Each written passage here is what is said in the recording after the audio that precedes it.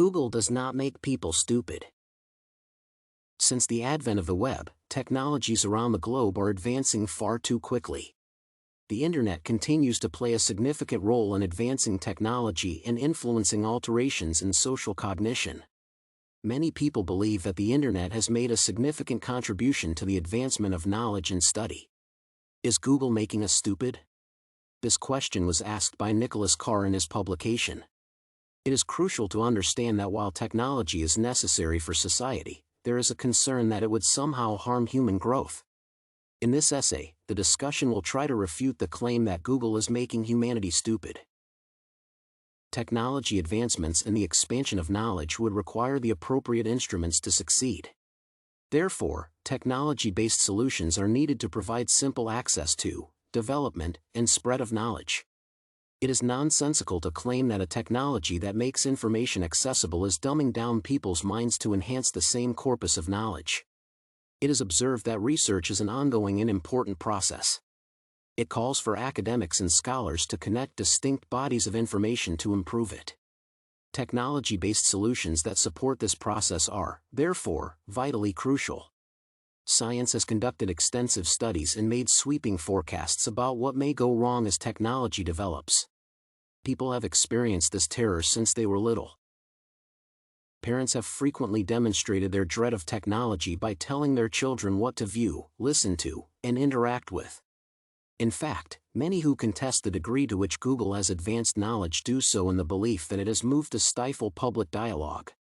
They contend that considering an answer is no longer necessary because one can just Google the solution. However, the opportunity to find answers easily enriches knowledge. It contributes to the constant development of worldview and cognition. Such a state of affairs is a great foundation for global advancement in every instance. Google is a technology that assists millions of people around the world. At this point, it seems reasonable to turn to the psychological side of the issue. Specifically, how Google affects the mental state of an individual. Simply having access to data at the press of a button is not indicative of mental inactivity. Rather, it can be argued that the concept of utilizing a search tool is self-fulfilling. Fundamentally, neither a foolish mind nor someone who wants to narrow their comprehension can use the internet in search of information. It could be crucial that one states the main purpose for which the search tool was created. Since early in history, there has been a demand for quicker information availability. It might be necessary to point out that if ignorance exists, people are ultimately accountable for it and that Google is not the only cause of it. Then, research demands moral and academic commitment. No longer is it acceptable for someone to bring someone else's work for marking. Individuals have been delivering their study material at different levels for many years. However, their ownership has long been questioned. Since there was no system in effect to verify the validity and uniqueness of the mentioned materials, these presentations remained unreported. For many, this contributed to a psychological barrier to sharing their original ideas and works online.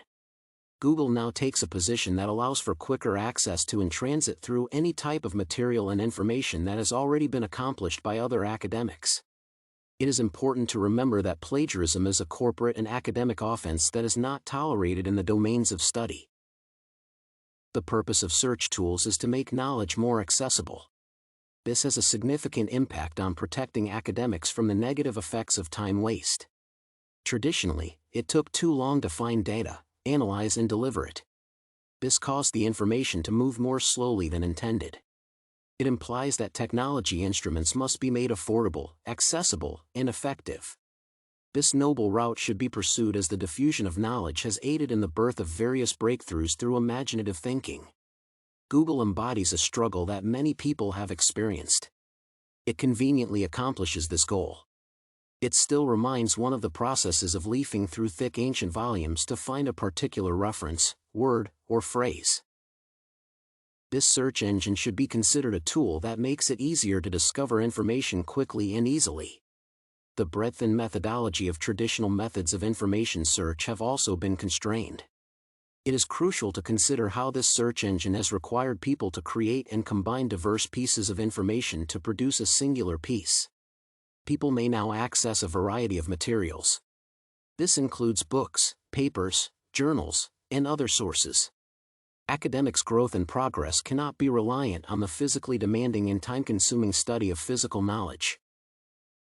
Thus, although it might be true that people have become less engaged in their thinking as a result of the accessibility of information, it has allowed for a successful expansion of knowledge. Google has played a crucial role in making pertinent information available immediately. As a result, it is not always true that Google is only a tool for attaining important goals rather than a goal unto itself.